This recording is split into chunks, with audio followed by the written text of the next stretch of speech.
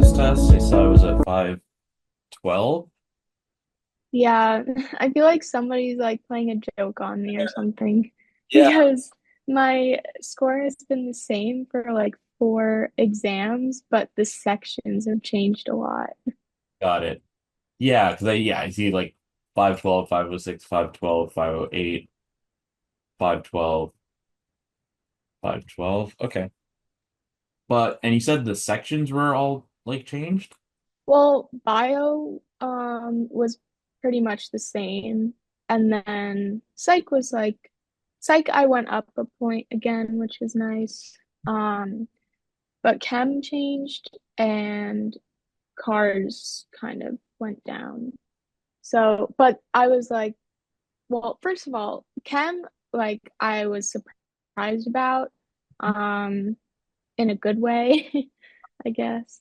Um, and cars, I think what happened is I've like been using my new strategy and it's like been helping a lot and I understand the passages better now, but it's taking up more time. So the last two passages, I like the second to last passage, I started realizing that I was under a time crunch and I really had to like speed things up.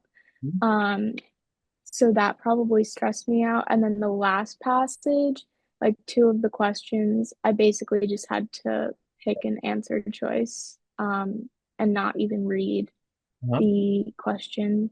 So the majority of the questions I got wrong were from those two passages.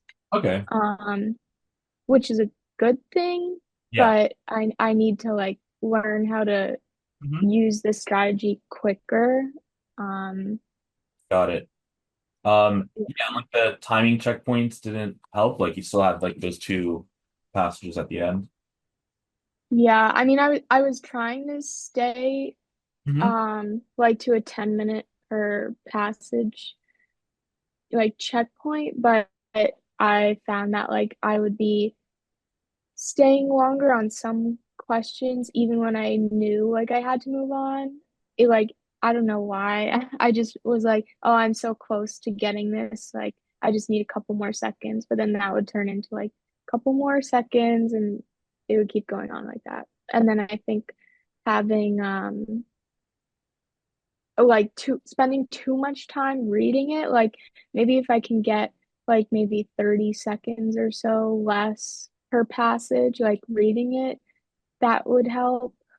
Got it. Um, So, so like you're saying like instead of the checkpoints, like you're just doing like every 10 minutes, like well, the checkpoints, like I only have the checkpoints for the other sections that have 59 questions. Like I don't have checkpoints for cars.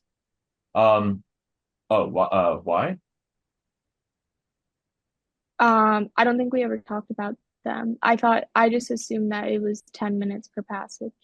Oh yeah. So the checkpoints still are gonna be like a thing for cars. I mean, it'll be like slightly adjusted because there's 53 questions, but yeah, I would say to still do it that way because like if you're doing it where you like look at the clock, that could be like distracting for each of the passages. But yeah, I guess like that's just the main thing with the checkpoints. It's that you look at the clock when you get up to like a certain question instead of like. Well, for cars, like what would the question number be then? Mhm. Like, is it still question 20 for an hour? I'm assuming So no. so it'll be, let's see.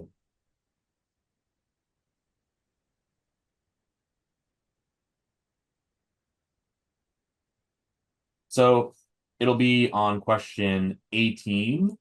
I'll like write it in this thing. So cars, checkpoints, and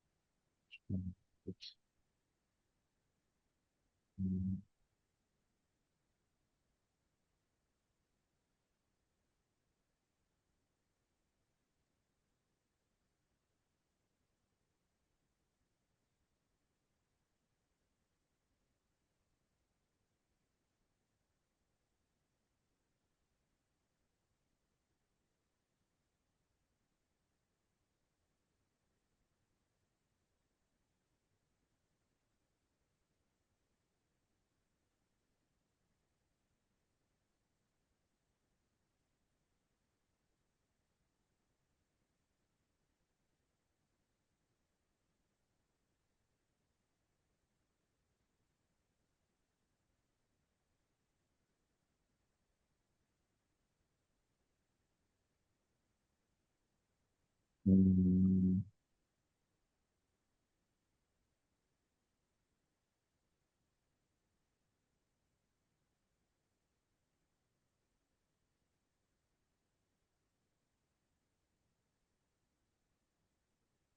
okay, so it'll just be like so question when you get to question 18, you can look at the clock and you should have an hour left. When you get to question 27, you check the clock and you should have like 45 minutes left, and then question 40, oh wait,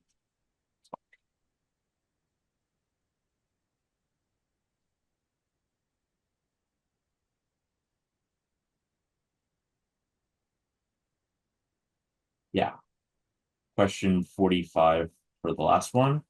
But uh but okay, so you were saying that in cars most of the like so that the strategy was helping in your accuracy, but the time that it cost you on like the last two passages. Yeah, and then that ended up bringing my score down a lot. Got it, got it. Okay. I also wrote like hard to like let go of certain questions, like if you feel like Yeah, so okay. But all in all, yeah, your CP, it seems like this is the highest CP you've gotten. Cars, we're in that weird place where you're kind of like, just maximizing the benefits of the strategy, but just having to do it a little bit faster, I guess. And like letting go of those like certain questions, like I usually say like 1.5 minutes. Like if a question feels like it's taking that long, like longer than mhm, 1.5 minutes, just guess and flag it and come back to it, if you have the time.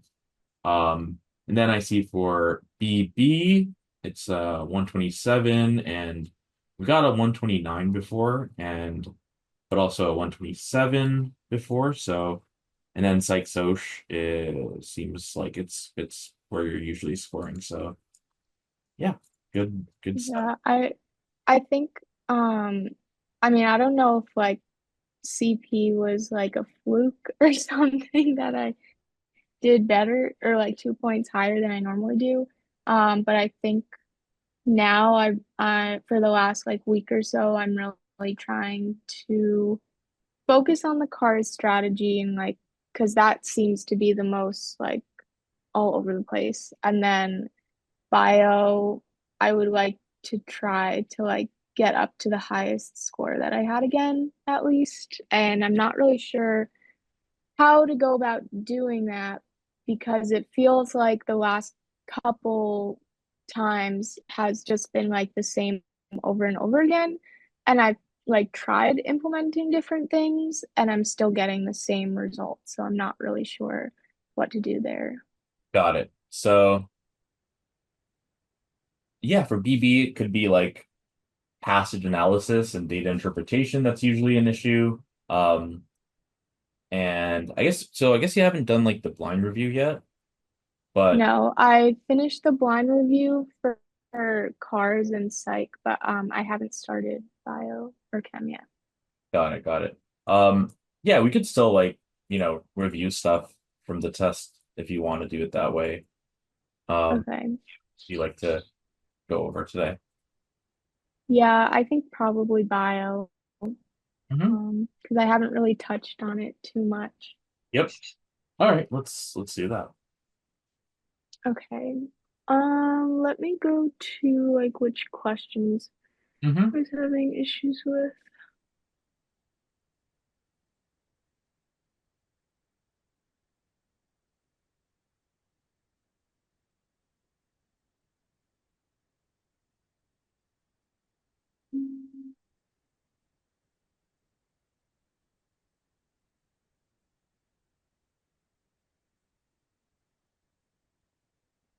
Okay, well, I guess we can start with number one because here I'll share my screen.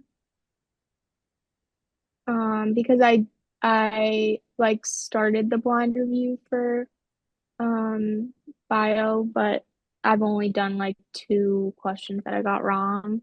And this one I just did and I got it wrong again. So it might be helpful to go through this one.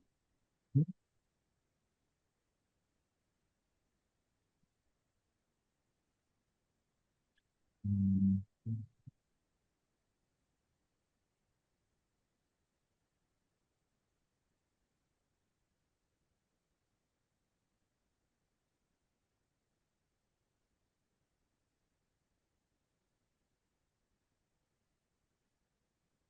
Okay. So tell me how you go about this, like, you know, on the test when you're taking it. Um, well, I've started depending on what the kind of passage is. If I realize that there's a lot of different steps involved or a lot of terms, I'll write out like a quick mind map Mhm. on my paper. I don't know. I don't think I did that for this one. Oh, I might have done it for like the second paragraph. Um, but then I've also tried to implement like the I guess the cars reading strategy, but like applying it to bio and chem to make the passage sound more interesting because I am still having trouble like with all the terms, understanding what's going on. Um, and then I guess like with this question specifically, like it was talking about cytochrome enzymes, and I was like a little confused on how I guess like I was reading the last paragraph because that's where it was talking about the enzymes. Um, but it's like more of a standalone question. And I realized that the second go around, but I like was ne then like confused on how the enzyme actually works. Hmm. Um, yeah. So, okay. Now, and this is something where you got like more than one question wrong on? Um, no, no, I didn't get, but this question, Oh, sorry, you like this one question, I got it wrong again.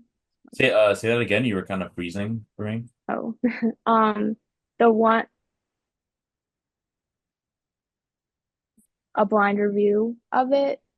Sorry. But I don't. Uh, Oh, did I freeze again? sorry. uh, So you said no, it. it's the only one you got wrong and you got it wrong more than once or something? Yeah, Okay. yeah, Um, and you're saying that when you read it, okay, so yeah, when you read it, you want to be thinking of those like buzzwords that you see. Um, okay, so from this paragraph, I mean passage, sorry, so you said this is the only one you got wrong for this passage? yeah. Okay. Um, so I think it might be a standalone issue because the question is more like discrete. But I guess the first run through, I was trying to connect it to the passage.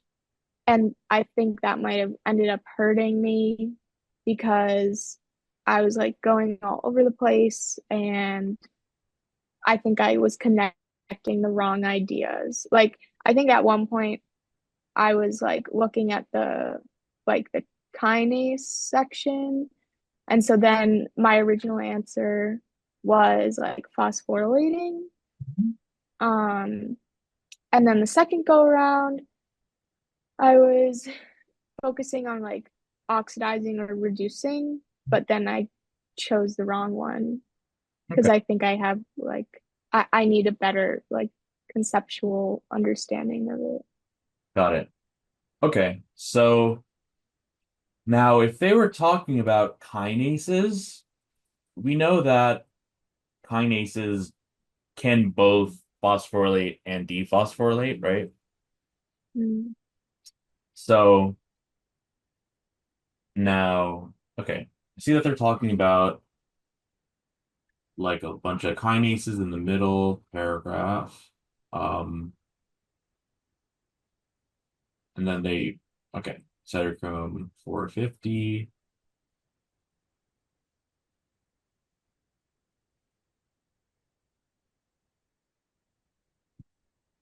Oh, they don't give you any other information. No, just like the last paragraph. Mm-hmm. Okay. So, all right, that can be tough. So I guess then you would have to think about where like a cytochrome could be. Um, yeah, where could a cytochrome be? Like in the electron transport chain. Mm-hmm. So that's why I like was able to narrow it down between C and D. But then I was thinking that like FADH2 it goes to FAD or like FAD, so then wouldn't it reduce the other molecule Mm-hmm. if that's being oxidized? So, so like everything in catabolism is going to be oxidative, right? Um, and so, and most things when they get oxidized, they give their electrons to like NAD plus to turn it into NADH or FAD to turn it into FADH2. And those act as like the mobile electron carriers. They like they take the electrons and they hold on to them until like they get to the electron transport chain when they can give like NADH, the reduced form of that, um, and FADH2 can then give their electrons away to things in the side in the electron transport chain, which ultimately has all the electrons go to oxygen, right? Hmm.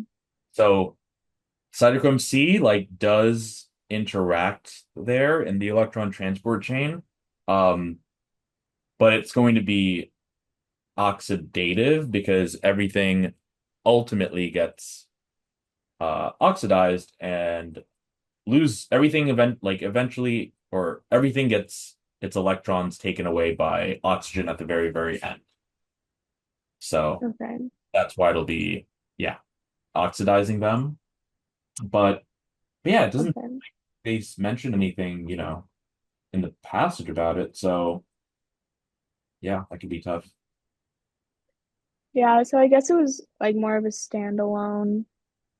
Um, but I definitely like wasted time on it because I wasn't picking up that it was standalone. Um, yeah, so I guess I need to learn how to realize like what is important to go back to the passage for and what's not. So so when you read the passage, I'm guessing like that was enough for you to like get like the rest of these questions right. Yeah. Uh, so okay. So then I guess when you look back, um, I mean, like I would do that too, because when I read Cytochrome for P450, it's like I don't really know what that is, and I would go exactly to the passage as you did. But at a certain point, you see that there's nothing really there that can help. So then you kind of like can like make like an educated guess and flag it, then move on. Okay. I guess I'll pick one, maybe like a passage that was not so good for me overall. Um,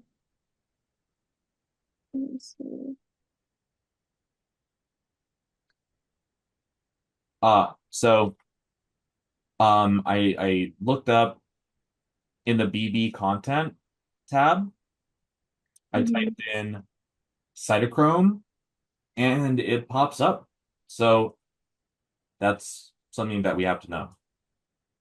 So you can add Okay. like an Anki card or, add that to your notes. But yeah, if you And we just have to know that like cytochromes oxidize. Like, is that the main like yeah, that would be the main. content? Okay. But yeah, if you like anytime you see something like that question where you are wondering like, do I need to know that? Like for the MCAT, you Mm. go to the content tabs because those are like the content tabs I take straight from AAMC, like their content outline. So I looked up cytochrome and it comes up under oxidative phosphorylation, electron transport chain and oxidative phosphorylation, substrates and products, general features of the pathway. There's also electron transfer in mitochondria. There's NADH, NADPH. There's flavoproteins and cytochromes and ATP synthase, chemiosmotic coupling, proton motive force, etc. So, yep. So you could just like make a card or something like that. Okay. Um, okay, I think for a passage that was giving me an issue was this one because I got two of them wrong, and then the other two I spent like over pretty much over a minute and a half on Got it. them. So maybe going through this passage. All right. So why don't you read through it out loud and tell me about the buzzwords and what they are and I guess like whatever things you're thinking of as you read, like do you want to be like actively reading?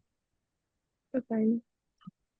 Pertussis whooping cough is an acute infectious disease caused by Bordetella pertussis, a gram-negative bacterium. All right. I'd probably just keep in mind that it's a bacterium and it's gram-negative. All right. Tell me about gram negative. Um, gram-negative has like very little peptidoglycan in its cell wall, Okay. and it turns pink when like an indicator is used. Okay. What else? Bacterium are prokaryotes, Hmm. and yeah, So what does it mean that they're prokaryotes? they don't have membrane-bound organelles. Exactly. Perfect. Now there's something else going on here. So like the reason that gram negative is going to come up as pink is because the stain is absorbed by the cell wall. So the gram positive that has a thicker cell wall will have more of the stain taken. Now, there's another important difference between gram negative and gram positive other than that cell wall. Um, is one of them like more resistant to antibiotics? So your gram positive here on the left,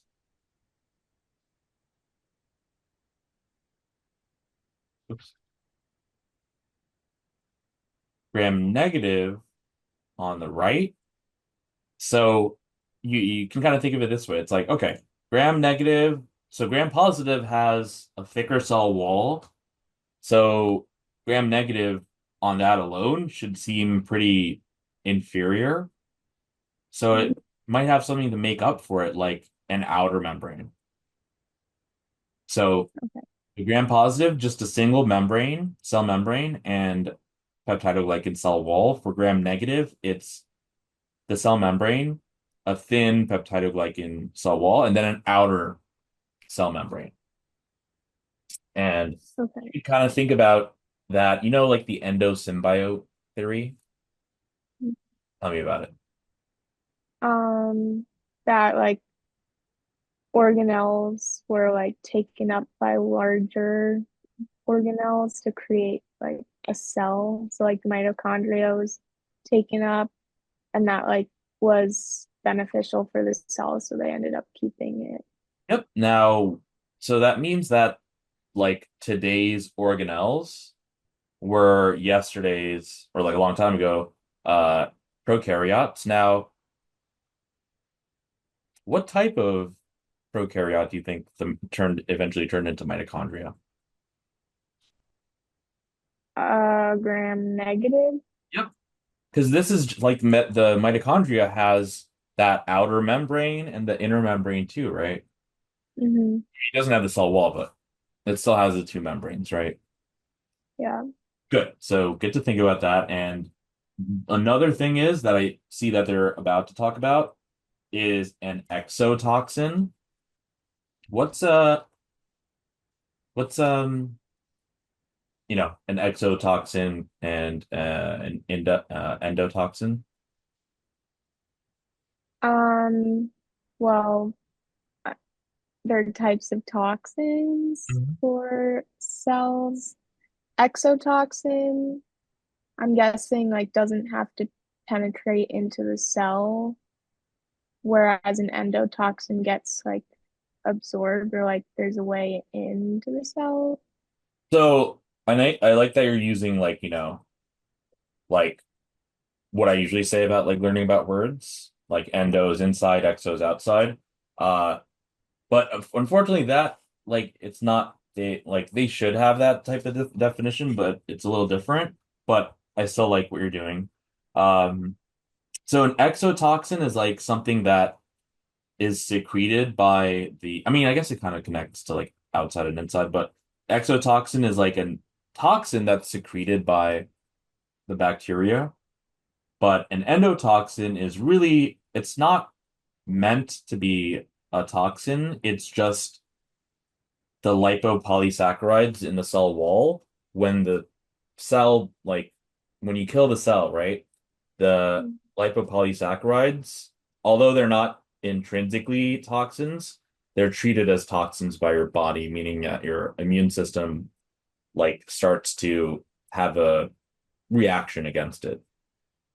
So the exotoxin, I guess, relates to outside because it's a bacteria like secreting a toxin that goes outside.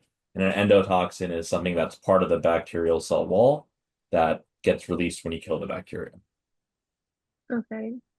And So then, like, would an endotoxin, like, if you're killing the bacteria in your body that are like pathogenic, they would be releasing the endotoxin. So, like, what would happen then if it's uh, toxic? bad situation for you or for whoever. And so it's typically the gram negative bacteria that have the the endotoxin for the most part. And that's why that's why gram-negative bacteria are generally more pathogenic and bad. Okay. Yeah, here, let me get a thing for you over here. Oh, and then also in the shared drive in the PDFs folder, you could like kind of like I don't know if you've seen like kind of perused through that, but I have like a scanned note, like two scanned notes that are called pathogens Mm. that go over like all the stuff that Okay. for like the different types of pathogens. But yeah, I put in a thing in the chat, so that just kind of can help. Talks about different types of toxins for and like how it's some of them are more yeah. So the endotoxin is mostly like the gram-negative bacteria. So like Listeria, I don't know if you've like somewhat maybe in like the past year or so, like I saw like something in the news about like in New York City, there's a bunch of boar's head like Yeah, oh, yeah.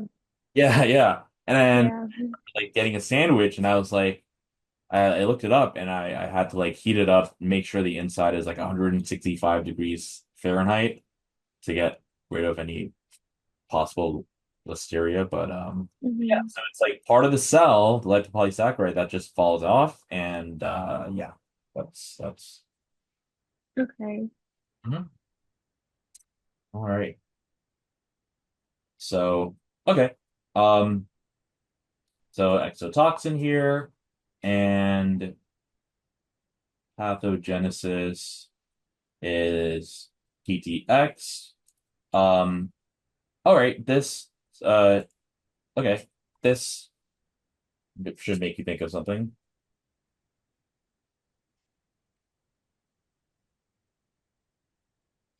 Um, in terms of protein structure. like the different peptides, like to make a polypeptide, or like subunits. Hmm. Yep, subunits. That Um, means it's going to have a quaternary structure, right? mhm. Okay. So, okay, the A component, also known as the S1 subunit, is an ADP ribosyl transferase. What do you think that does? Mm, transfers a ribose. Yep. The Okay. what is that, by the way? It's a um type of sugar, like um like an isomer of glucose kind of. Okay, so um something like that. Yeah. Good. And um so so yeah, you can kind of see how it's like the sugar part of like DNA or something. Hmm. Okay. All right. And S1 is associated with the B component, which contains the S2, S3, S4, and S5 subunits, complex in a 1:1:1 molar ratio, figure 1. After the B component binds to cell surfaces, the S component, or S subunit, is inserted into the cytoplasm, thereby inhibiting the heterotrimeric GI, or inhibitory G protein, a protein that normally inhibits adenylate cyclase. So, um, all right. So, like, I know you said that you'd like kind of do some like mind mapping. Do you like any like proportionality stuff? Like, do I write them down? Hmm. Um, I don't think I did like in this like sec. I don't even know if I made a mind map for this one Okay. So because there was a diagram, but I see, I see. So like the previous paragraph, a passage that didn't have like any figures or anything like that, you kind of like would write more stuff for. yeah, I write more stuff like for I guess for orgo, or if there's a lot of like cascading pathways, I'll write those down. Got it, got it. Okay. So I would probably write that okay, the GI, so let's see. So if S1 enters the cytoplasm, we should have inhibiting an inhibitor of GI, the inhibitory G protein. Now, the inhibitory G protein normally inhibits adenylate cyclase. So, if this is inhibiting the inhibitory G protein, would this be proportional or inversely proportional to adenylate cyclase? Um, the S1 subunit Hmm. would be proportional Hmm. to the adenylate cyclase. Good. So yeah, proportionalities help when there's like more there's like a bunch of kind of like acronyms to worry about, and if especially there's like double negatives and things like this, like this is like inhibiting something that normally inhibits something else. So like I think that's a lot to take in, like, you know, Yeah. mentally. So I would just, write out some proportionality like this. And that's kind of like like one of the most useful strategies, I would say. So that could, yeah, Okay. be useful. So, all right, let me see figure one here. What do you see here? What do you, Um, I see that like the S1 subunit is the largest and it um like goes through the cell membrane Mhm. while the 2, 4, and the 3, 4 like bind to the receptors, and then S5 doesn't interact Mhm. at all. Yep. And it looks like covered, it's covering S1, right? Like blocking it. Yeah. Okay. Now, oh, something else that they could ask you or that I would think of is like, like the classic type of what type of amino acid would be present in S1's like transmembrane region, Hmm. like what type of amino acids would be there. Hydrophobic. Yep. Good. Okay.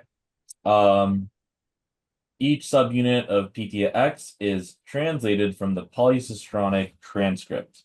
Any buzzwords there? Um, Translated from the polycistronic transcript, Mhm. So, which is like in prokaryotes where like the mRNA can be translated like simultaneously along the um, transcript. Like the ribosomes can attach to multiple different spots at the same time. so that can happen. Um, Polycistronic is something a little bit different, though. I mean, it is something that only happens in prokaryotes, but what could that, what else could that mean? Oh,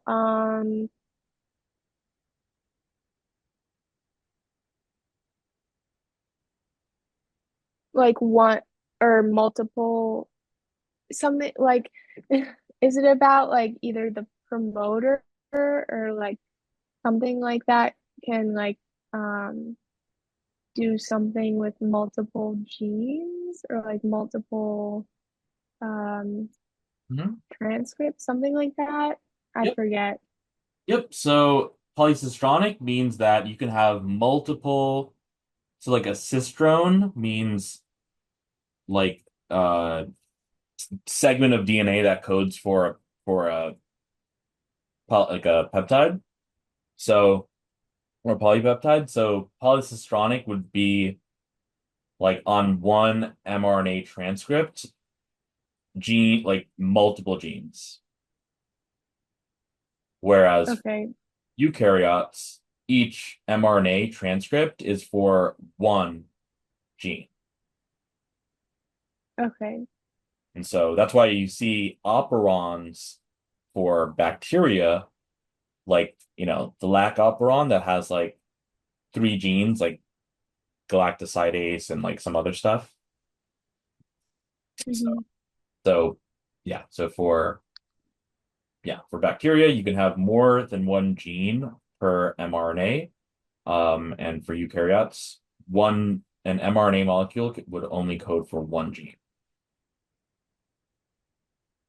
Okay. Can you like explain what that really means? Like if it's coding for more than one gene, like what would that look like?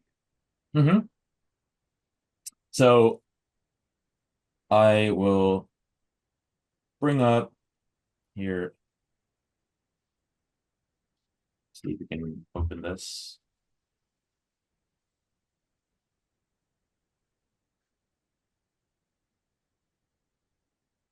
Yep. So up here, eukaryotic mRNA is for this one protein, and so it'll translate that one protein. But prokaryotic mRNA can have multiple, like genes for multiple proteins on that same piece of mRNA. Now, what you said is true too, in that you can have multiple ribosomes, you know, translating some mRNA. Uh, and then also, since there's no like nucleus in prokaryotes, you can have transcription happen at the same time as translation. Hmm. But yeah, but polycistronic versus monocistronic, this is what it means. So it's just that that one piece of mRNA can code for more than one protein. Okay. Mhm. Good. So so yeah, that's the operon we're talking about here. So this operon is activated in response to binding of an inducer protein, which is BVGA, to the promoter region. Oh, I like erased my thing that I drew.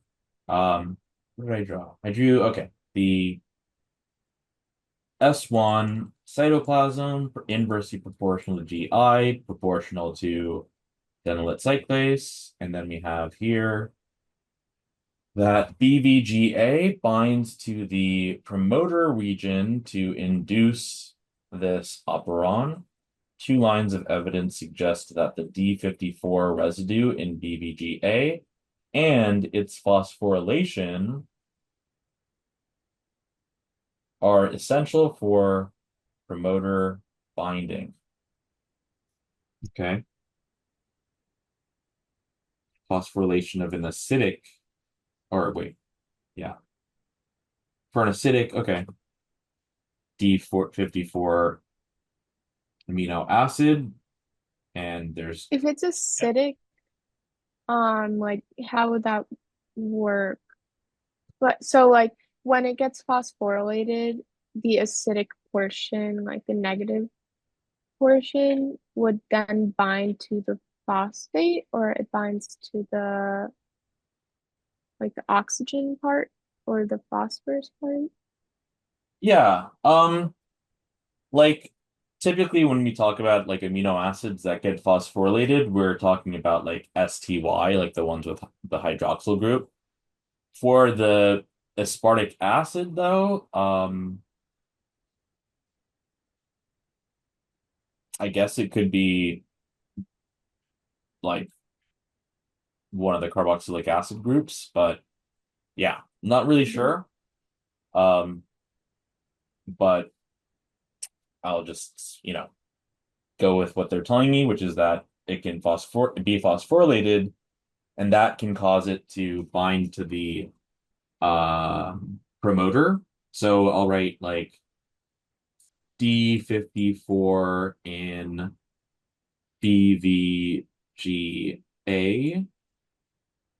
if this is phosphorylated. I'll just draw like that. This would cause the PTX, or yeah, PTX operon to be induced or Okay. binding to the promoter. Operon promoter binding. Okay. All right. So they're saying two lines of evidence. So, okay. First, an in-frame deletion of the nucleotides encoding the D54 residue in BVGA abolishes its promoter binding potential. What do they mean when they say an in-frame deletion? Like in the reading frame, um, like the where the proteins are getting like transcribed and translated. Mhm.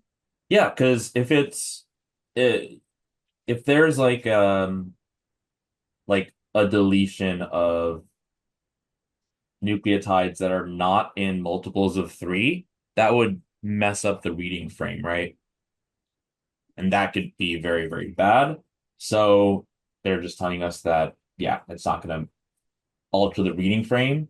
Um, and okay, so that can break or yeah, if you delete that for making the D54 residue, then it'll no longer bind to the promoter, which we kind of know because we wrote down that it getting phosphorylated means that it can bind to the promoter. So, all right, that's one line of evidence. Second, a strain of B. pertussis deficient in BVGS, a gene that encodes a kinase, is responsible for BVGA activation, leads to loss of the promoter binding of BVGA. So, okay, now they're telling us that BVGS is a kinase. Tell me, like, since this is like super high yield, like, tell me everything that you know about kinases. Well, kinase is a transferase, and Okay. it transfers a phosphate group to like one molecule or the other. Like I guess depending on how you're looking at it. Um, and it, let's see. So, where could that phosphate either, come from or go to? It could come from ATP or like an energy molecule, like GTP. Um, and it could go to a hydroxyl group like side chain or like something with a negative charge hydroxyl. Like that could hydrogen bond. So, yeah, so you will be using which amino acids for a kinase? Tyrosine, threonine, and serine. Yep. So, and then those would nucleophilically attack what?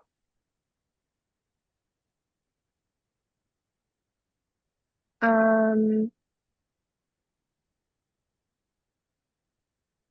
the phosphorus Yep.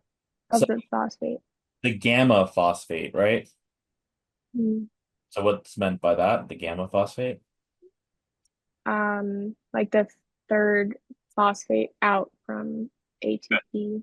Good. So a kinase can use STY to either remove a gamma phosphate from ATP to give to a substrate, or it can remove a phosphate from a substrate to give to ADP to make ATP, right? Mm. Okay.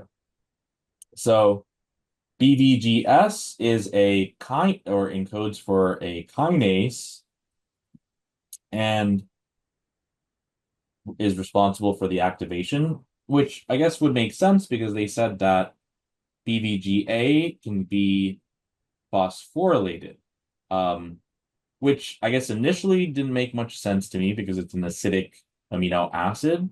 But now that they're telling me about BVGS being a kinase and being responsible for the activation of BVGA, then that's likely what phosphorylates the D54, I think. Uh, Okay.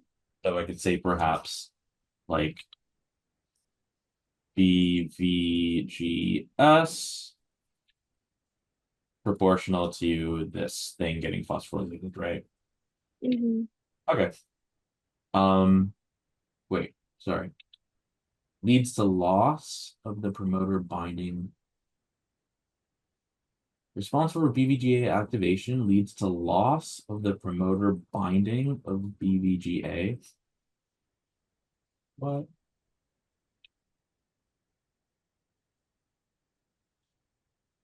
Okay. The first line of reasoning says that, or rather, so hold on. They're saying that they're phosphorylating BBGA in order for it to bind to the promoter, but here they're telling me that it can. Oh, it says deficient. Got it.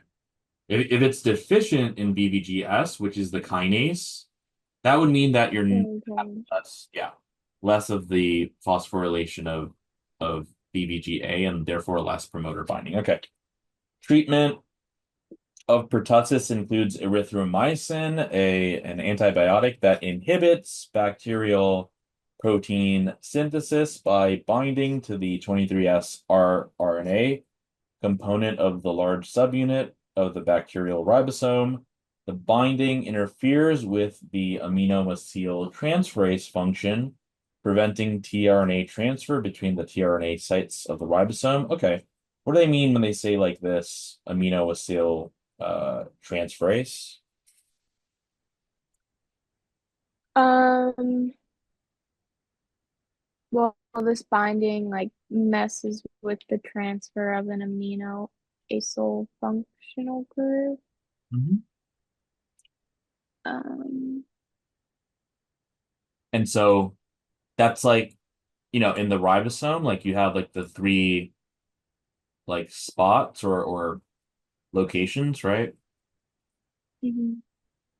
With like either like EPA or APE if you go backwards. Tell me a bit about that. Um, well, the first site, like the A site is where the like the translation first starts and like the tRNA is there and then like as the chain gets longer or I think it gets like a protein gets added to the P site and then once it's added like it moves over to the I think I'm getting them mixed up, but Yeah, so like one site moves and then like it keeps adding until it goes into the E site, like to leave the ribosome. yep.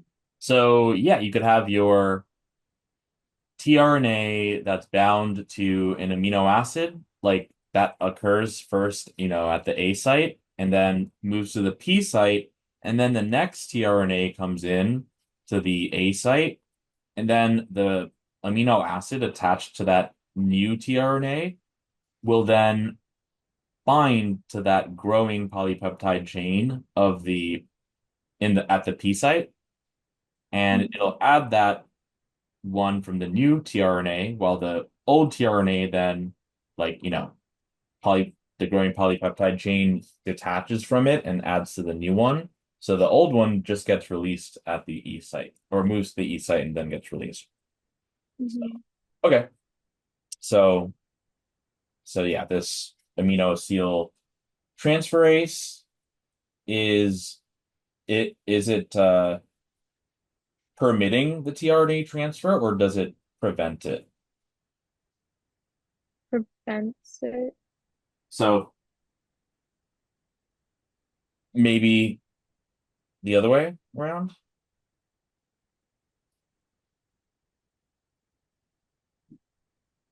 The binding interferes with.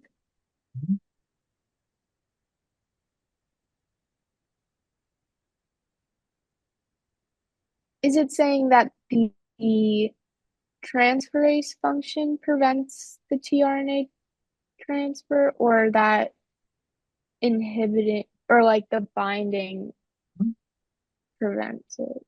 Yep. So it's kind of like what we thought for like this one up here, where we were like, or I was like, how could it lead to loss of promoter binding? But that's because they said deficient in it. Mhm. Here they're saying interferes, right? Meaning the interference of this prevents the tRNA transfer. Okay. So the transferase normally like helps it. enzyme or Yep. helps transfer. Yep. So I could write like amino acyl uh transferase is proportional to the tRNA like transfer. Hmm.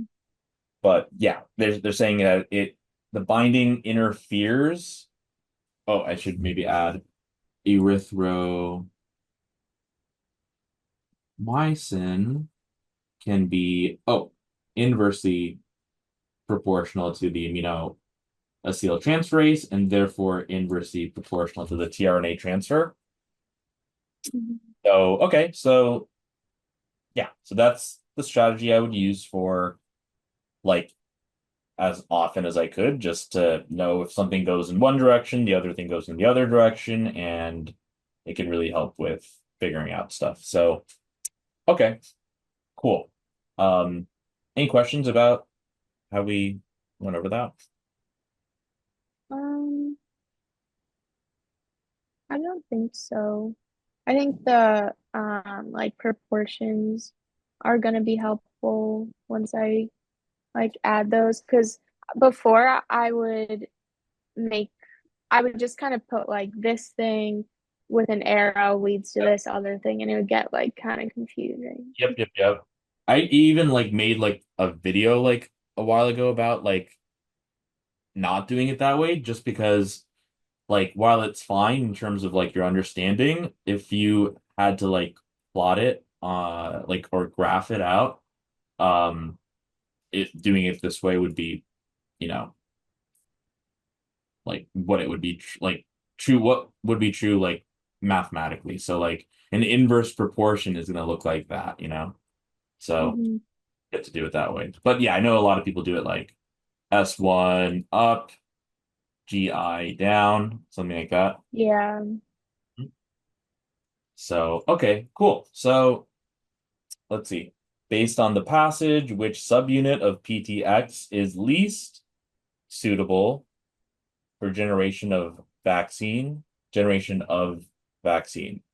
Should say like of a vaccine, but anyway. Against Peter pertussis. Okay. What do you think here?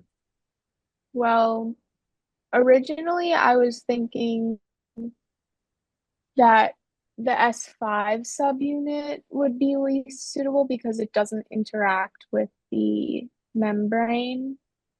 Um, but now I'm leaning more towards S1 because the S5 is blocking it, so the vaccine would have a hard time reaching the subunit. Hmm. Yeah, right. Because generally when they use a vaccine, they're using either like a dead version of like the virus or, a weakened version. But basically you take like the things of that pathogen and they become antigens, and then the Hmm.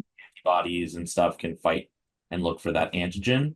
So, and that antigen is like the spike protein or something for like the pathogen to like enter into like your cells and stuff. So now, you know, another strategy that could work sometimes, I mean not always, if you like really don't know, like just choosing the one that's most different, like the odd one out, a lot of times that'll work. So so I guess you kind of did that with because you saw like S2 and S4 are pretty much, you know, they're similar in that they like yeah, they seem to be pretty much similar. Like they're located in the same place, attached to the receptor, whatever. Yeah. And so then we either have an S5 that's not attached at all to like the membrane, or S1, which is not just attached to the membrane, but it's like transmembrane and goes into the cytoplasm. So got it. So you likely got rid of S2 and S4, and then between S5 and S1, um, what would, well, I guess originally you were leaning towards S5, um, because of, tell me why again? Um, because like how exactly would the vaccine help anything if the S5 subunit isn't even interacting with the membrane at all? Mhm. Got it. So since a vaccine works by taking antigens, like surface, like antigens which are like surface, like on the surface of like the pathogen, right? And you need that. Let's like, like let's say like the COVID vaccine, the spike proteins, right? Those are like the antigens here.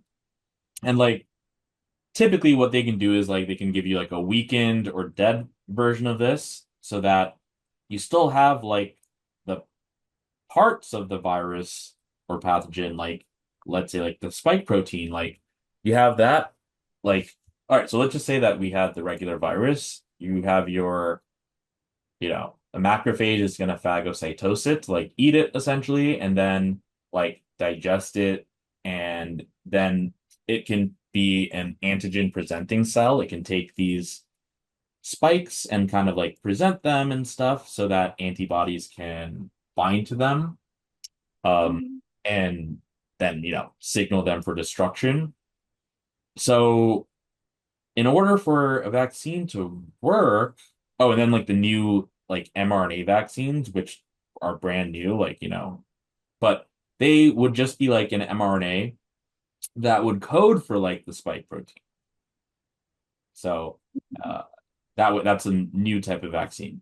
But in all these cases, you need your antigen, which must be on like the surface of the cell. And I know like all of these are on the surface of the cell, but it needs to be like an exposed surface to be able to identify that pathogen. Okay. So, so you did the right thing logically by getting rid of these two, and then being between S5 and S1. Um, and then I guess it's just thinking about like whatever is going to be least suitable for a vaccine is going to be something that, and then you think about, okay, what would make a suitable vaccine, and then that would be something that would give you like an antigen, and if the antigen is blocked, we can't make a vaccine against it. Okay.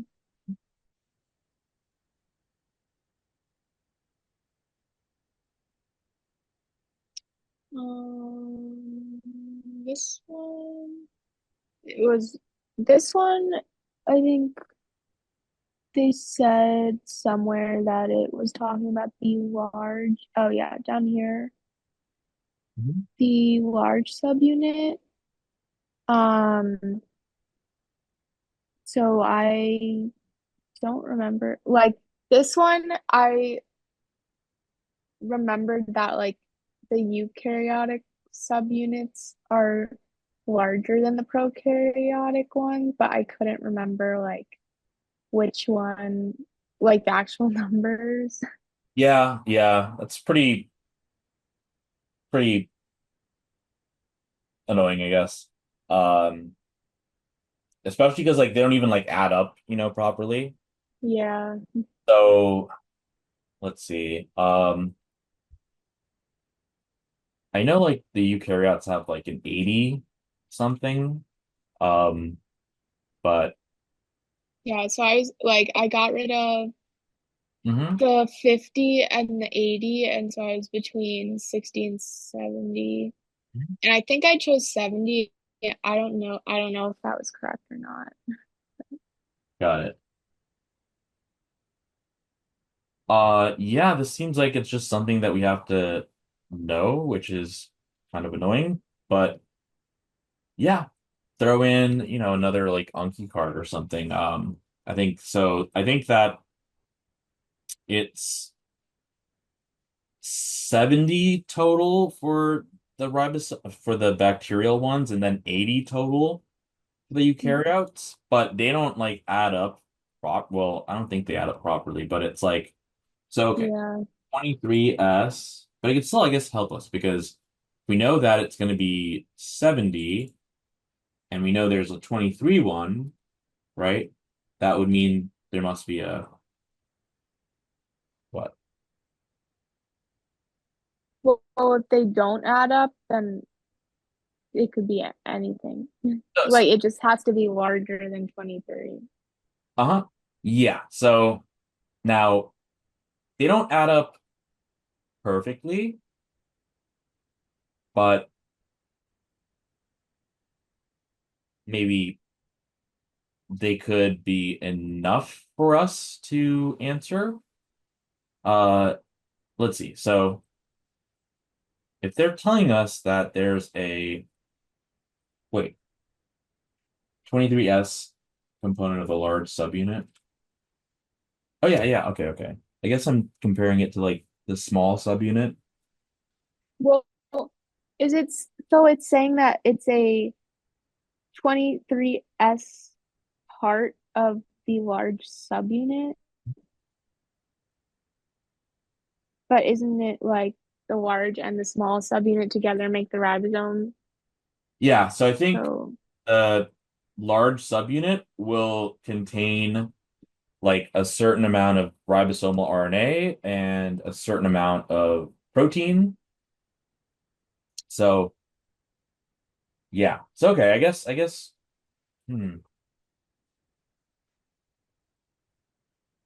I see. So okay, they're really asking us then for which is the large ribosomal subunit, right? mhm. Um of the bacteria. So yeah, so I guess that would be so the if it's so yeah, I guess we could just add that to like your list of like or notes that the prokaryote, so I just looked it up. So the prokaryote has overall a 70S ribosome that is comprised of a 50S subunit and a 30S subunit, whereas Mhm. the eukaryote, all right, this could help them. So this is going to be broken up into the 50S and the 30S. And then the for a eukaryotes, just add wait, just add 10 to each of these numbers. So meaning 70 plus 10 is 80, 50 plus 10 is 60, 40, sorry, 30 plus 10 is 40. So Okay. yeah. I like, I just looked it up, but I also found a way that can logically help us. So so that means if you just so all you have to really remember then is for the prokaryote, the entire ribosome is 70, the large ribosome is 50, the small is 30, and then for eukaryotes, just add 10 to each of those numbers. Okay. So then it would be 50. Yep.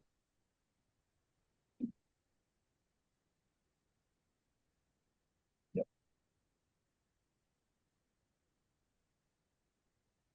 Okay.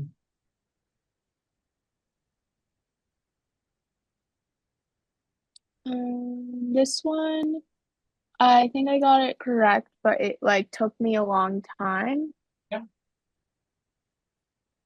Tell me your approach and your reasoning. Well, just based off of eliminating things, I eliminated glycine and alanine because they're pretty much like the same molecule. Mhm. And then between asparagine and glutamate, the only one that actually has a charge difference would be glutamate. Mhm. So I went with glutamate. Okay. But Oh, yep. like conceptually, Mhm. uh, it's asking for a substitution that will not prevent the expression. So one that like um acts like a phosphorylated molecule. So something that has a negative charge. So glutamate. Yep, because they said that the phosphorylation of, or rather, wait, least likely prevent expression.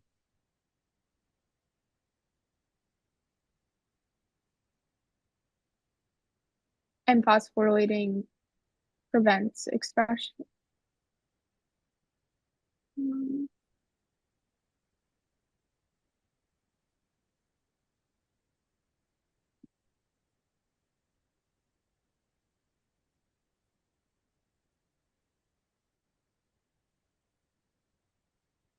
So it seems like they're saying that when the D54 gets phosphorylated, it will bind to the promoter and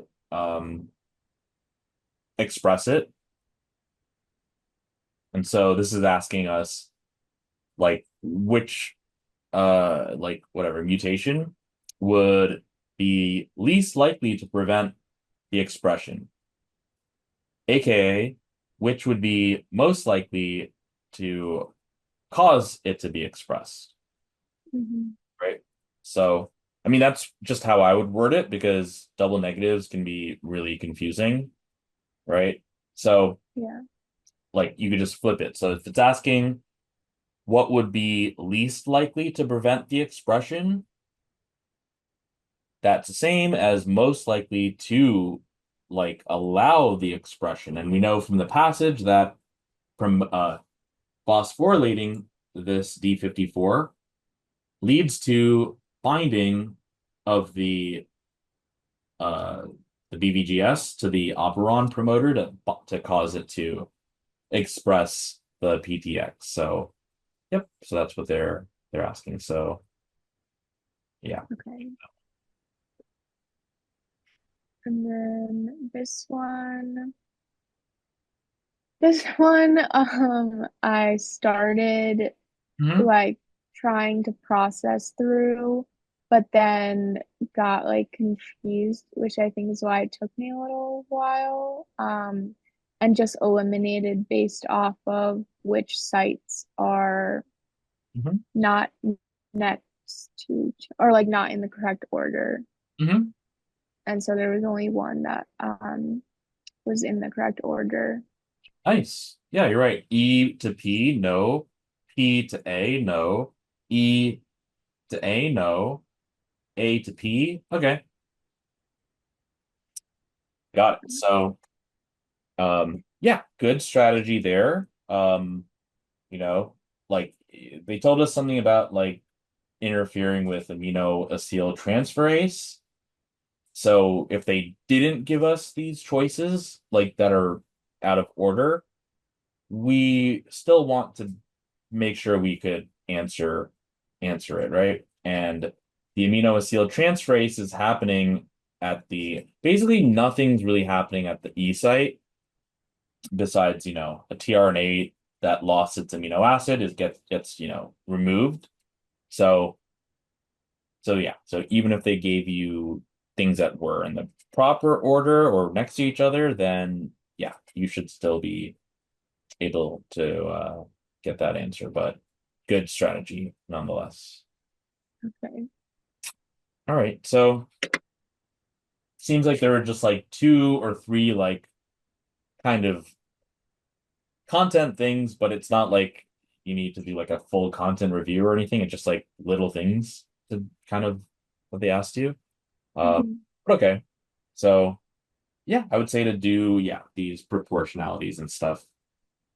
Um, yeah, what do you think? Yeah, I think the passage like wasn't as bad the second time around. Mhm, mhm, Um, yeah. So I think the last two questions were examples of where I like stuck with the question and like got the answer. Oh, so like Um, this one and the one that was asking about the amino acid, right?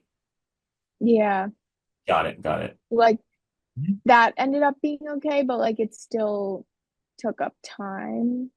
Um, these wouldn't ha like these weren't hard or like difficult enough for me to flag and like skip them, but they did take up more time than I wanted them to. Got it. So yeah, I guess like if it's starting to take time, you you can do you can look for the odd one out and then, you know, select that and flag it and keep going. So yeah, I guess like you could flag more liberally, like you don't have to do it just for the ones that you're really like stuck or really don't know. I would do it to anything that um I'm not like 100% certain of. Um, so like yeah, for the previous question and for this question, like um well, the logic that you used of eliminating the ones, that are not in the right order, like did that take a while for you to like do or Well, um, um, it took me a while. Like once I realized that all of the other ones were like out of order, then it went really fast. But it took me a little while to realize that. Like I don't really know what I was trying to do, but like connect it to part of the passage or something. got Or it. like think about I think I was trying to think about like what happened at each site. And Got so it. like that was taking a while until I realized that I could just get rid of the disordered one. Got it. So my guess is that, you read this question and then you went to the passage and then you read, this amino acetyltransferase. And also when we were first reading that, we kind of talked a little bit about it, like, what site it's at. And now something that can work against you is so like the entire thing with like buzzwords, it's like, like in psych social, like spreading activation. Like Yeah. when you see something like that, like a word, a buzzword, there should be like a bunch of things like kind of popping up in your head, like that are related to that.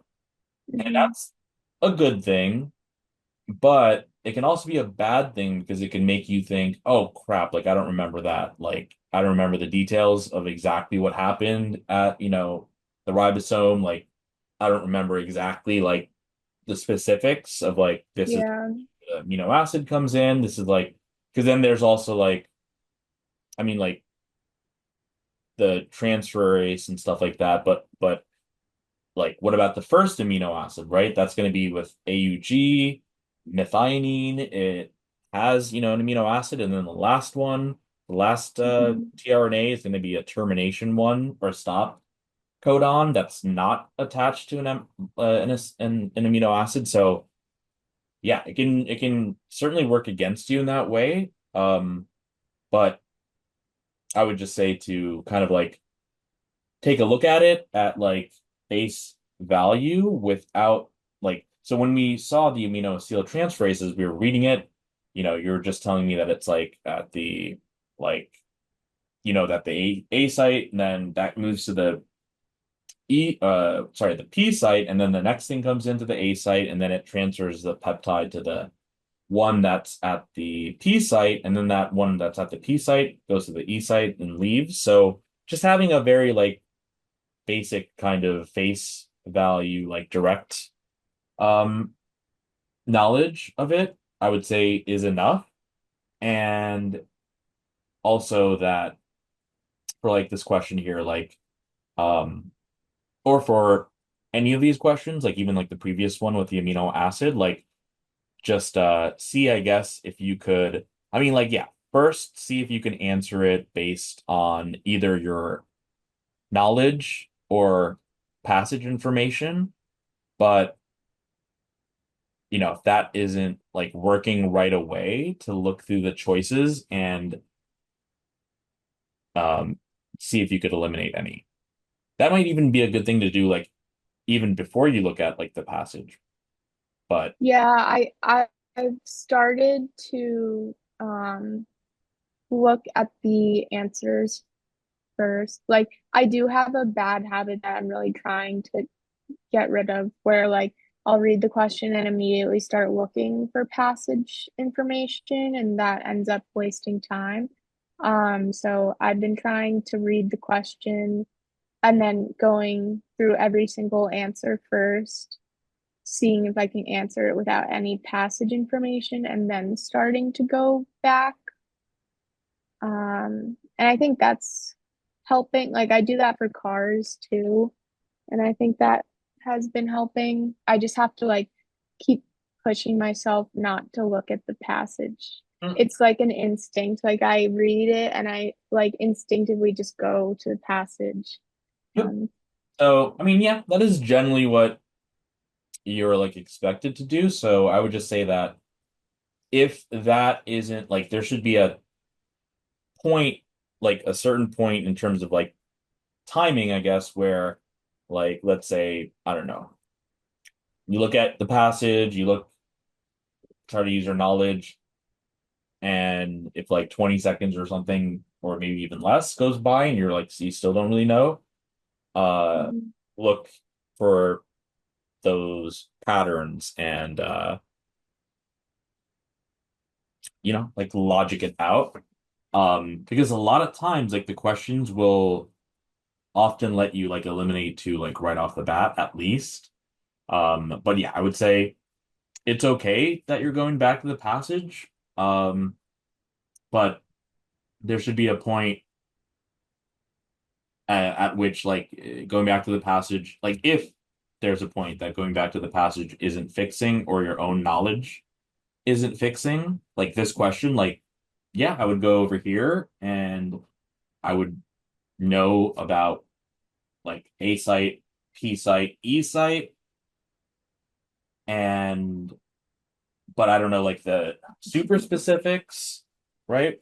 Um, yeah, I would say like probably like halfway into it or in the first third of like trying to answer a question, like yeah, see if you can and the passage and your own knowledge isn't enough, then yeah, look for the odd one out. Usually that's gonna work. And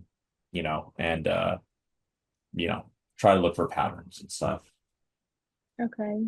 Yeah, I think like when I do instinctively go back to the passage, it's like a safety net for me where I just go to the passage immediately and I'm not even like thinking about what I should be looking for. Hmm. I just like hope I find something. Got it. That's Yeah. like So not very helpful. yeah, it could also help to like do what we do in cars, which is like rephrase the question to make sure we know. Yeah. So yeah, I can help. Okay. Um,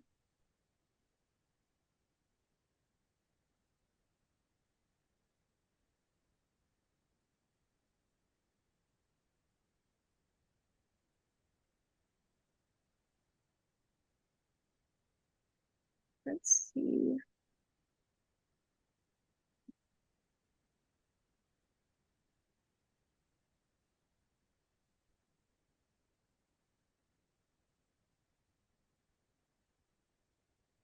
Just like somewhere over here. There was one point during the exam, like during this section specifically, that I have noticed happens more often, like around question like third, I'd say like almost two-thirds of the way through, where I start thinking about like how much I have to do still, like how much of the test I still have to get through. And I think that is what happened here, like around question like 35 or so, where like I was second guessing a lot of my answers, and then I also got more answers wrong. I was like spending more time on them. Yeah, tell me again about what you said, like the first part of what you said. Like you said at some point of the test, you feel what? I don't know, I like start second guessing myself, or I start thinking about how much of the test I still have to finish. Mm-hmm. Mm-hmm. And that like psychs me out a little bit, I Yeah, think. yeah. Got it. And you, does it usually happen around like, halfway in, like around like question 30? Yeah, it usually happens like between like half and like two-thirds. Honestly, I'd say probably like two-thirds of the way through. Mhm. Um, Of um I don't know if it's just biochem, but I think yeah.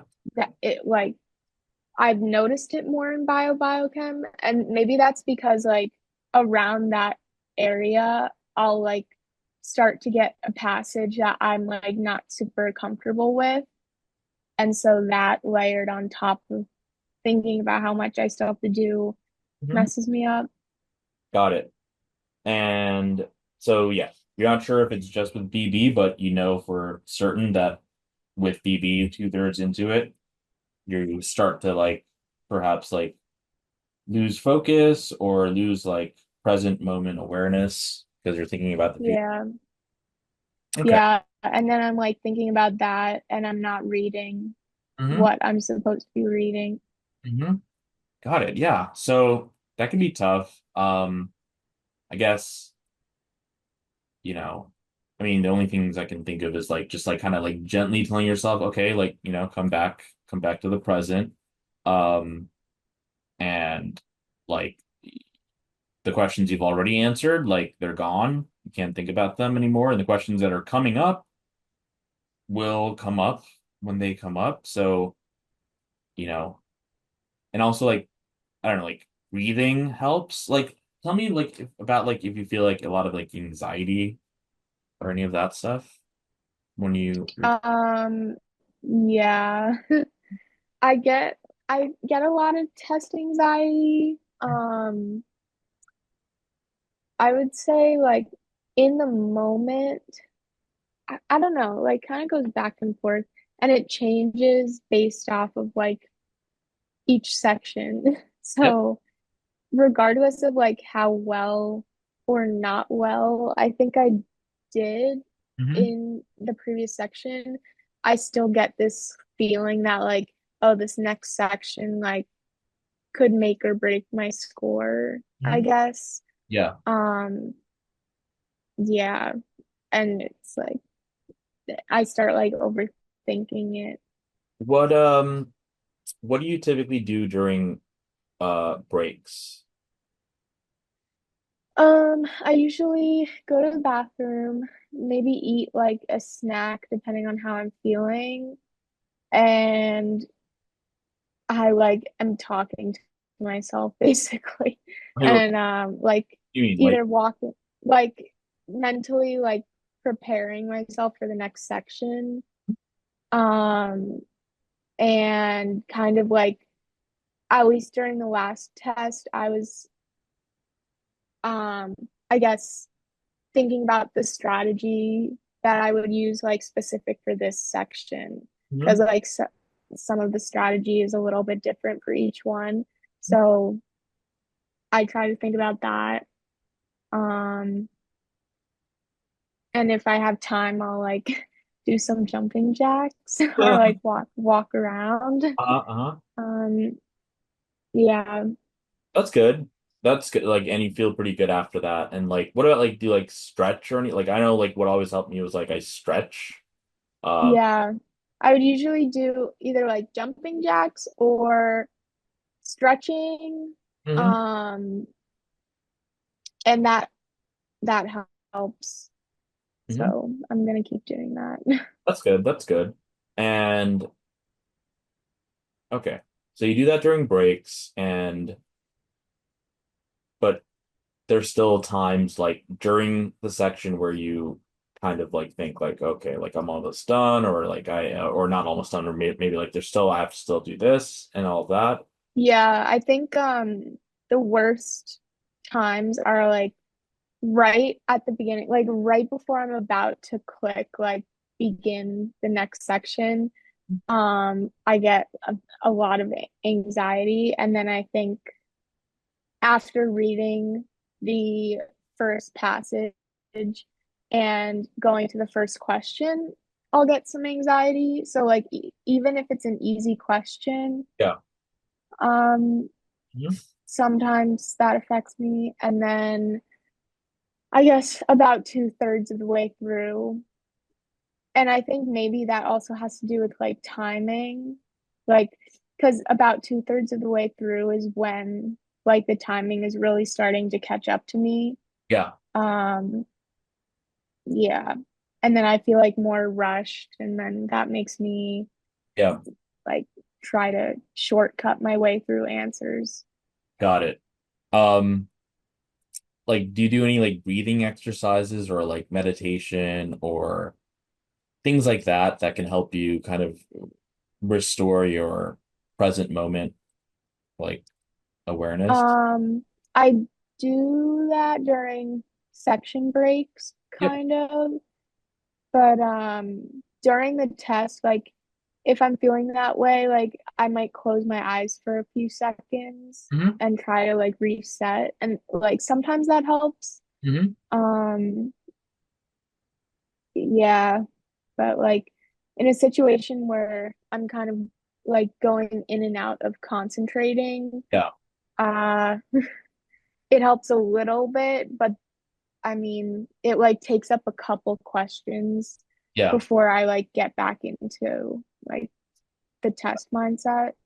Yeah. Because yeah, something I also tell students is like you can kind of like inhale and like hold for like 4 seconds and then like exhale for like 4 seconds and then like inhale. Um, helps kind of make you more present, more like, in your body, uh, Hmm. less like sympathetic nervous system activation. Um, but yeah, no, it's a very a long test that requires a lot. So, um, but okay, but aside from all of this, like, you're still like doing well. So yeah, so I think what you're doing is good, like with like the jumping jacks, the breathing, the stretches, the closing your eyes, and yeah, doing these things that can help bring you back to present moment. Okay. Yeah, if I think of anything else, like I'll let you know, but right now, I guess the only other thing is just like, yeah, just if you catch yourself like thinking about something else, then just like gently tell yourself, to come back. And yeah, Right. Uh, Um, I'm gonna be right back. I'm just gonna get more coffee. One second. okay.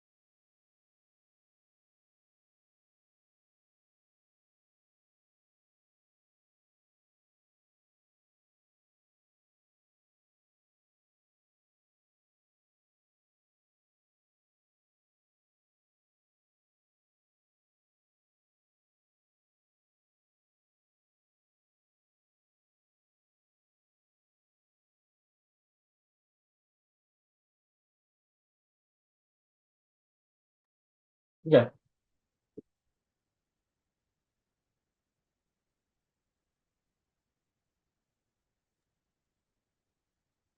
I think maybe like one more passage Mhm. would probably be this one. This one, like, we talked about pressure already, but I think this one might have had to do with some pressure. Um, Let's see. yeah, there was like osmolarity Mhm. stuff. Got it. Let's see. Normal. Oh. Mhm.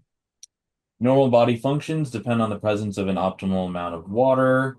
The three types of receptors detect changes in body water: osmoreceptors, volume receptors, oral thirst receptors. Receptors are cells in the brain and perhaps in the liver, which are that are sensitive to changes in the osmotic pressure, osmolarity of body fluids. What's osmolarity? And what's osmotic pressure? Osmolarity is the like diffusion of water from a higher concentration to a lower, like following its concentration gradient. And, Um, and when you say concentration, you're talking about the concentration of water? yes. Good. And if it was concentration of solute, it would be the other way around, right? Yeah. Okay. Um, Volume receptors are located in the cardiac atria and vena cava and detect changes in the volume of blood. Oral receptors mediate the sense of thirst, which is noticed as a dry mouth. All three receptor types could act simultaneously. For example, dehydration induces thirst sensations and a decrease in body fluid volume simultaneously with an increase in blood osmolarity. The usual response to dehydration is to drink to restore blood volume and osmolarity to normal. So, okay, we have like, I guess, these three types of receptors, and they can detect, a decrease in body volume, I guess, but fluid volume. Okay. Which of these receptors is most important in the normal stimulation of drinking behavior? To answer this question, an experiment was conducted with five healthy human volunteers. The blood osmolarity and blood volume of these subjects were measured as they went about their normal daily activities between 9 a.m. and 7 p.m.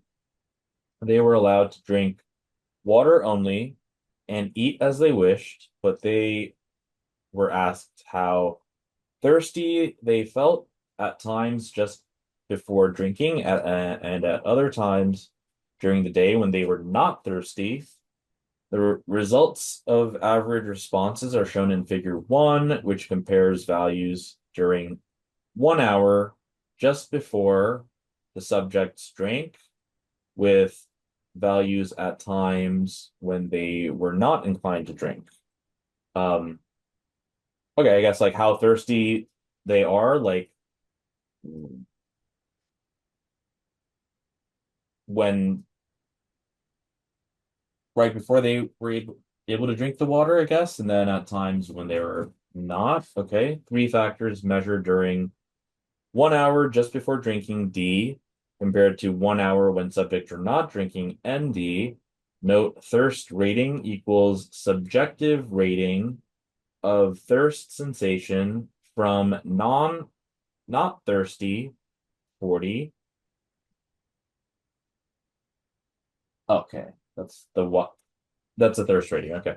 Um, to very thirsty, 80. Okay. Um, all right. So yeah, and then I would just look at these figures. So what do you see here? Like we can start from like, yeah, the osmolarity one. Well, with the osmolarity one, the osmolarity was. higher in the non-drinking Mhm. type or like Yep. phase, I guess. Um, and then it was the opposite for blood volume Mhm. and also for thirst rating. And it seems like thirst rating had the highest difference.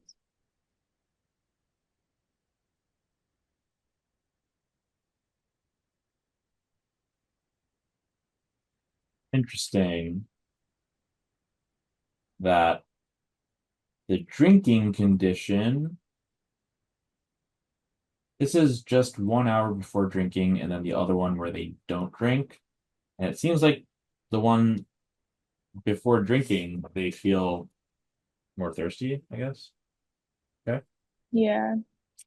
Um, all right, let's see.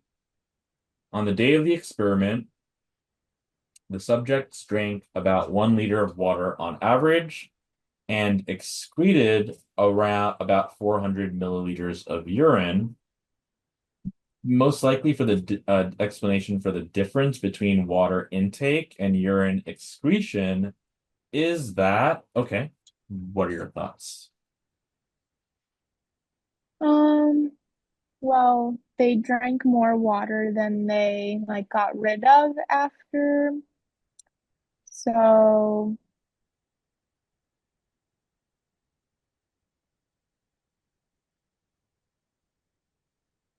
I didn't really understand B, like water was consumed with the food that was eaten. Mhm. I feel like that doesn't make sense. Yeah, Um, so I eliminated B. Then between A, C, and D, I like wasn't sure. Like for A, it was stored as blood. I like I considered that like there would be more blood volume with like more water added, but then like the wording again was like kind of throwing me off that like the water was it was the blood. Um, so I didn't really know what to do with that answer. got it. Um, So for this question, did you go back to the passage? no. Okay. And I guess maybe I should have. So, um, so for A,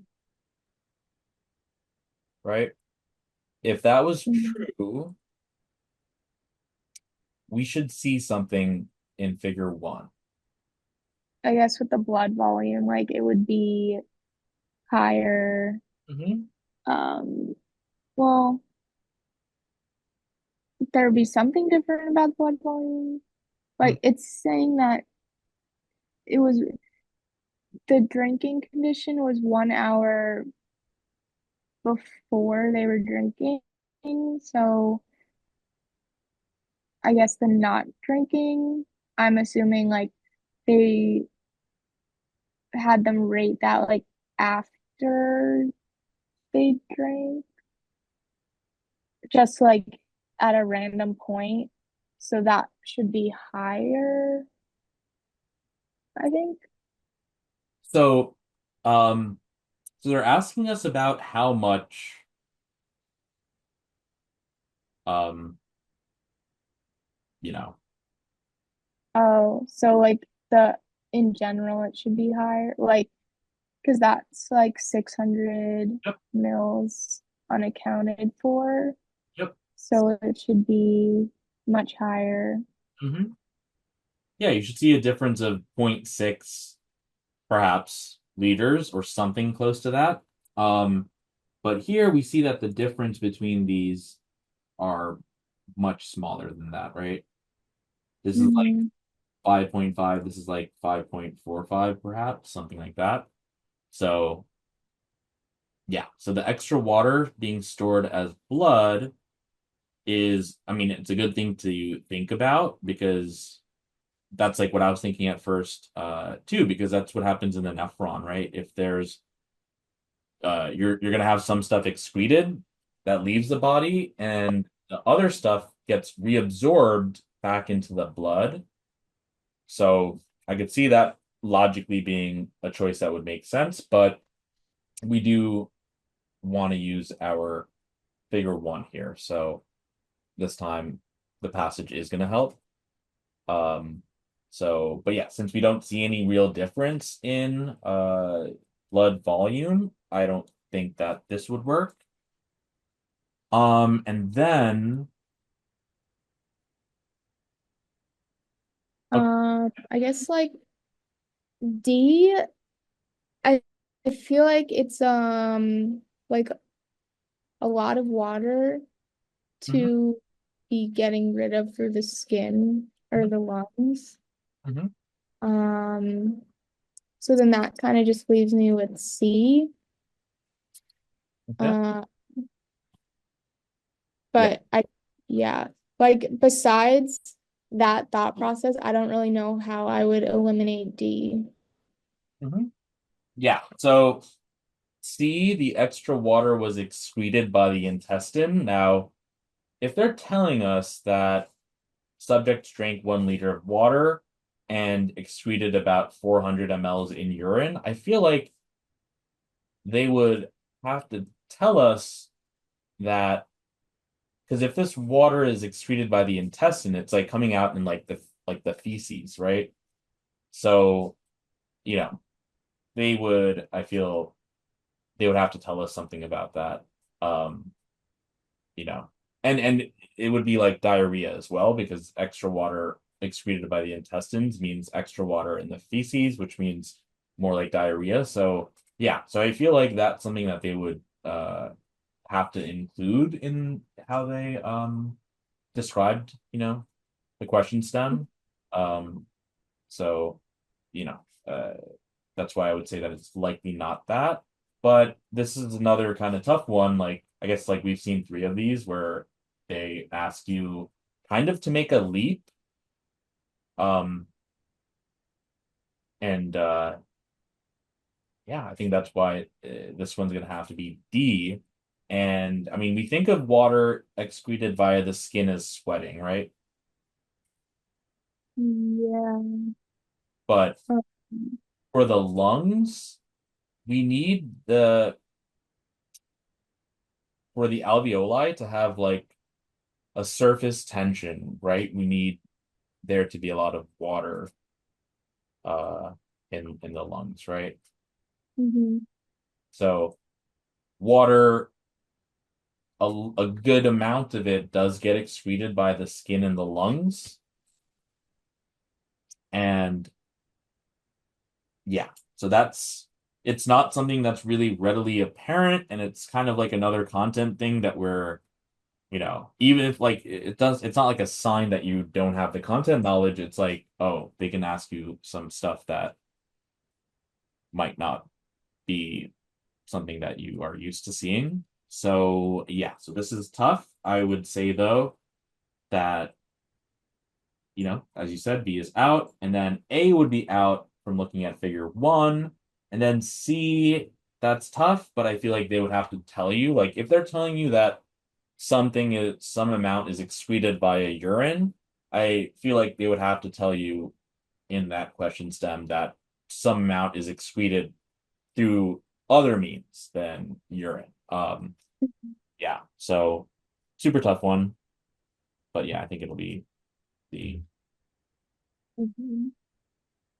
Mhm. yeah, to humidify the air. Okay, that makes sense. I just didn't realize it was like that much water. Yeah, yeah. Uh, but yeah.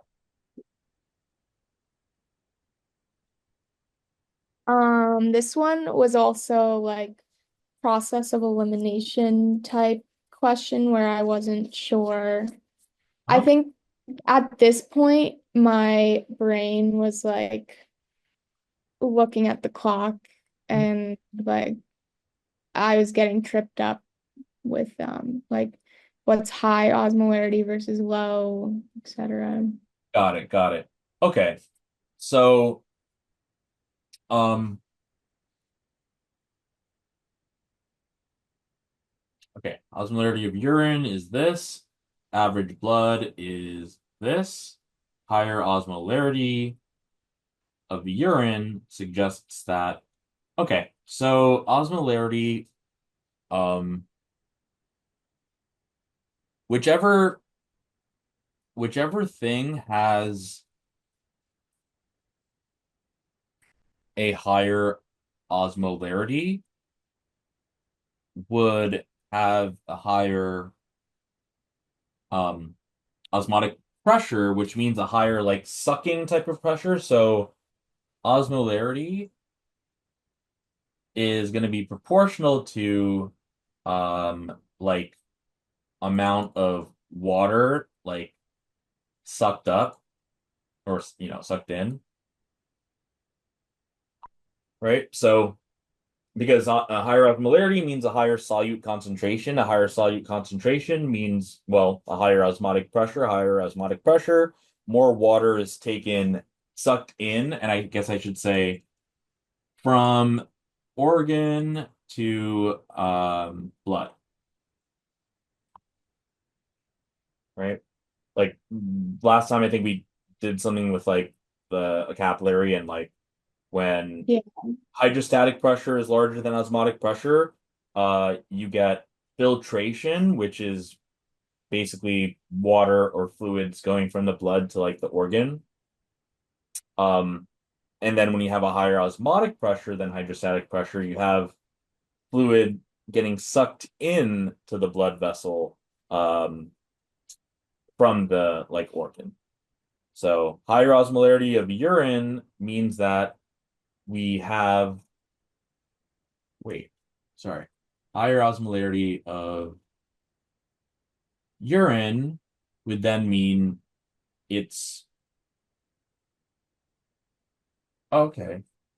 So, okay, higher osmolarity of urine means that water is going to get sucked back in to the blood from like so I wrote organ, but like that could also be like the tubules of the nephron, Hmm. right? So So, like the higher osmolarity of the urine means that there's a lower concentration of water in the urine, so the water is going into the urine. oh, so say what you like the last two things you said?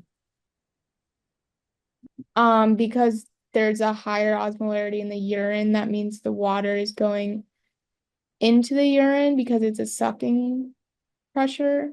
Oh, sorry. So like if the osmolarity of the urine is higher, um, like you're gonna have more water getting sucked into the blood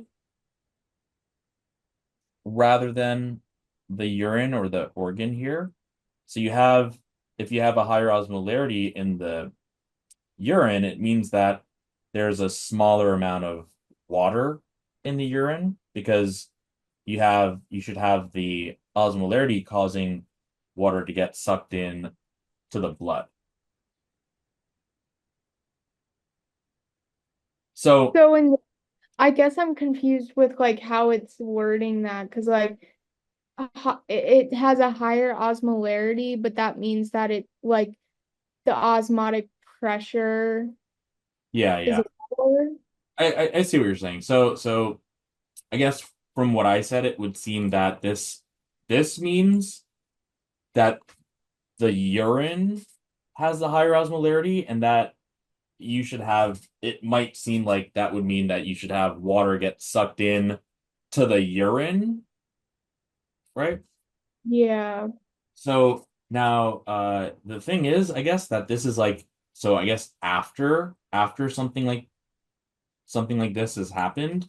So you can kind of think about it like this, right? So in the nephron, you can have, well, if you have a higher osmolarity of like the kidney itself, like in the medulla, let's say, the interstitial space or the kidney nephron like region, if that goes up in osmolarity, it'll suck water from like the tube system of the nephron into the blood for reabsorption. So now, if we ultimately end up with urine that has a high osmolarity, think of that as the urine being more concentrated. And so, like in the nephron, like let's say, like, in the collecting duct, and let's say that you have ADH, the ADH is gonna suck like water outside, like out of the urine, right? Like if the urine is in here. Um, Like I kind of understand that. I just like I'm still confused on the wording when they say that there's a higher osmolarity of the urine. Yeah. So, okay, like in the, this thing, and then collecting duct here that, so the inside of the like nephrons tubules is going to be like we call it the filtrate, but I mean it's ultimately gonna turn into urine. Now, let's say that ADH is working, right? That you think of that as aquaporins drilling holes, and and then also like this is the cortex, this is the medulla of the kidney or the nephron. And as we go from cortex down, like, deeper into the medulla, we're having an increase in osmolarity, not of the fluids, but of just the region. So like high solute concentration just in this region of the kidney, which means that it can suck water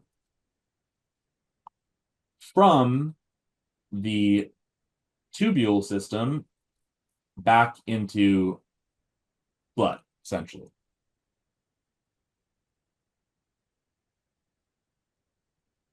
Okay. So like having a high osmolarity of the urine means that there's a higher like osmotic pressure of the blood that's sucking So, water. so, uh, so if we had this, if we had this ADH, like let's say working, right? And since as we go deeper into the nephron, we encounter a higher osmotic or higher solute concentration, which means a higher osmolarity, it's going to suck the water from what's going to become the urine back into the to be reabsorbed back into the blood, right? Mm-hmm. And that would ultimately make the urine more concentrated, right? Because that water is leaving the urine. Mm-hmm. And so the urine, it's solute over solvent, whatever, concentration, you're going to have a much smaller amount of solvent. And so you're going to have a higher amount of osmolarity in your end product as urine. Yep. So let's say, for something like alcohol, right? Alcohol inhibits the whoops, the anti-diuretic hormone. So alcohol means that this water is not going to be reabsorbed. It's going to stay in the urine and it's going to come out when a person like, urinates. And that water is going to be having a very low osmolarity because the water is not being sucked out. So, mhm. So you can think about it like this. Like if the osmolarity of urine is larger than the osmolarity of the blood, what that means is that the urine, like the concentration of solutes in the urine is going to be larger than the concentration of solutes in the blood. And this means that uh, more water is reabsorbed into the blood.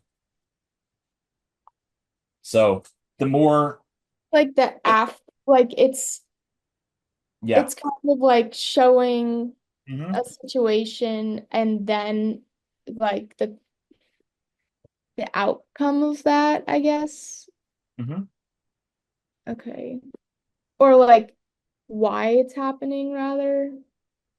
Like there's more water is being reabsorbed into the blood, which makes the concentration of the urine, like the solute concentration higher. Hmm. Okay. Yep.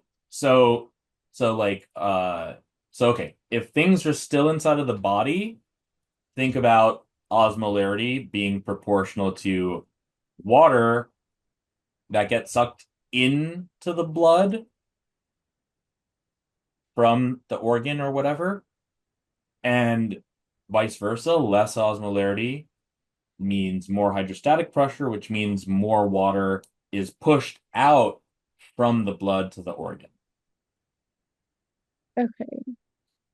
And in your product, right, your if your osmolarity of the urine is larger, it means that a smaller amount of water is in that urine.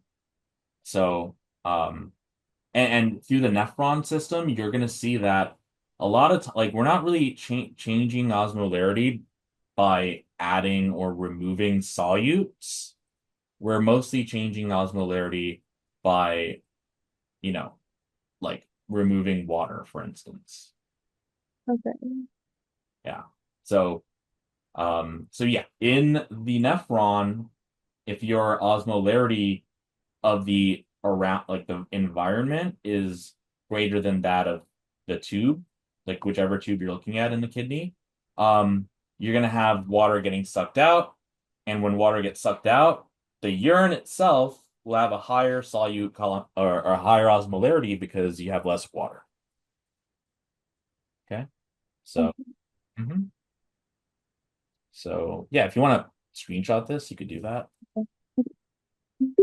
But yeah, so they're telling us here that like what could be like why I guess why would urine in this case have a higher osmolarity? So the kidneys are secreting very little um sodium, and I think that would do like the opposite, right? Mm-hmm. Um because yeah, because secretion is I should also say like kind of like well, same thing as like filtration. Like secretion is if it's going into the tubule Mm-hmm. in the blood. So if the kidneys are secreting very little sodium, like ion or salt, you should have a smaller osmolarity in the urine, right? Yeah. So okay, and then B, kidneys are acting to conserve water. Yep, so what's happening. So yeah, that can work. And then C, the subjects are on a low protein diet. I think what they're trying to have us see here is like how proteins can be the solutes that determine like the oncotic pressure, which is just osmotic pressure, but particularly for like blood and proteins being solutes.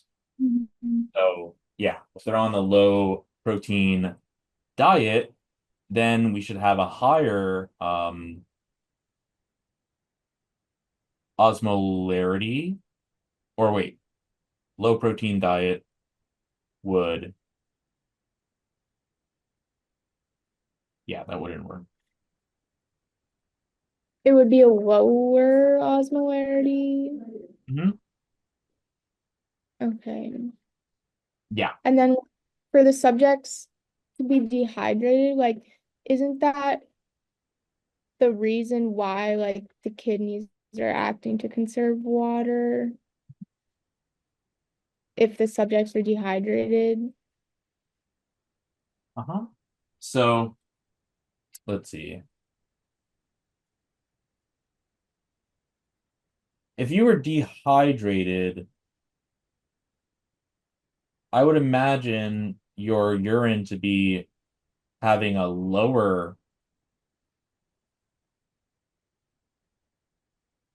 osmolarity because you have less water reabsorbed, right? Okay. Because yeah, so I would imagine your blood osmolarity to be closer to the osmolarity of the urine. But since there's a much higher amount of osmolarity in the urine compared to the blood, that would mean that more water is getting reabsorbed by the blood. So that might happen like in response to dehydration, but it shouldn't tell us that it's like that's what makes it dehydrated because like we know that if the urine is more concentrated in solutes, there's less water in it and more water is conserved. So I think that would be the what you would see for if D was the case. Okay. Okay.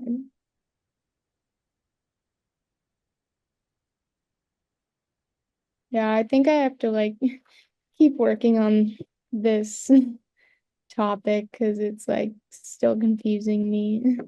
Got it, got it. Yep. So um yeah, so I would just think about it as well, what we talked about last time with how inside of a body, a lower osmotic pressure and subsequent higher hydrostatic pressure means fluid or water is going from blood vessels to organs.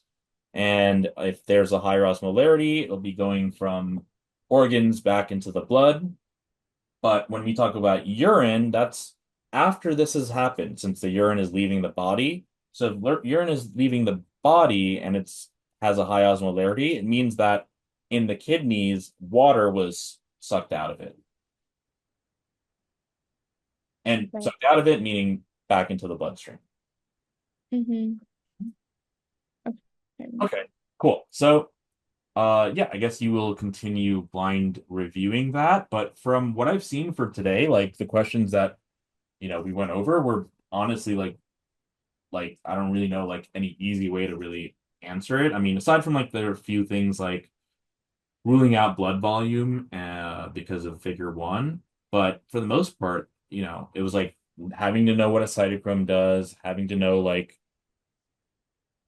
that the lungs, excrete a lot of water, having to know there's like a couple of other things like yeah, having to know So like then, like, working towards increasing my score in that section, like, what would you suggest doing? Because I can't exactly like start memorizing all these like little things. mhm, mhm. Yeah. I mean the little things you could make like Anki cards for. But yeah, some of the things that we saw, like, we are expected to know, even though we may not see it all the time, like what a cytochrome does, what a flavoprotein does. Um, but I would say, yeah, I would say aside from those problems that were just like really like out of left field, um, I think overall like strategies to like adjust would be like um obviously like maximizing like whatever helps or what doing whatever helps with like the test anxiety and whatever helps with returning yourself, like centering yourself, bringing yourself back to like your breath and your present moment, and not, thinking too much about like, okay, I need to do this many sections, uh, like you want to do whatever you can to stay present, um, and learn to like let go of questions that you don't know the answers to. Like if it starts to take too long, make a guess. And if you really don't know, like, last resort, odd one out, think about which one's the most different. And you already kind of using that strategy. So, but yeah, I would say for you, it doesn't seem like it's like much content stuff. Yeah, also like use that proportionality kind of strategy. Like as you review or blind review like your these sections, like yeah, try the proportionality stuff. Okay. So, but yeah, all in all, seems like your scores yeah, have really improved. And I know it's like 512, 506, 5, it's like that, but the one of the 506 is from a long time ago. And so the more recent stuff is really just the and the earliest, oh no. So it was just one, yeah, for the more recent ones, it's like just one test that was not a 512, Mm-hmm. right? So you basically have a bunch of 512s. Uh so yeah. Okay. So yep, try those strategies out, and I'm gonna see you on I think Wednesday. at 4:30 Eastern. Okay. And I guess like by then, like you could have some questions about like stuff from your test, like that you're gonna blind review here. And yeah, we could have like a session, like a sort of like chill session where we kind of go over like we can go over some of like the PDFs notes or like the quick sheets and just Yeah. topics and stuff. So, all right. Yeah. Okay. So let's see. For today, we did